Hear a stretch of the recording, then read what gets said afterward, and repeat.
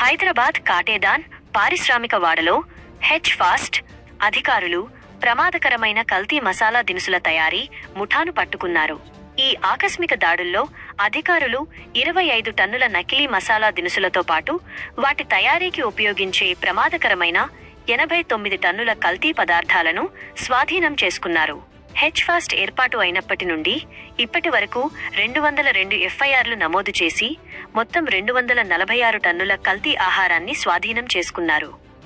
ముఖ్యంగా జీలకర్ర, ఆవాలు, వాము, లవంగాలు, షాహీజీరా వంటి నిత్యం ఉపయోగించే మసాలాల తయారీకి ప్రమాదకరమైన రసాయనాలు, ఫ్యాబ్రిక్ రంగులను వాడి ప్రజల ప్రాణాలతో చెలగాటమాడుతున్నారని హైదరాబాద్ పోలీస్ కమిషనర్ సజ్జనార్ తెలిపారు. ఇటువంటి నకిలీ ఆహార పదార్థాల పట్ల ప్రజలు అప్రమత్తంగా ఉండాలని ఆయన కోరారు.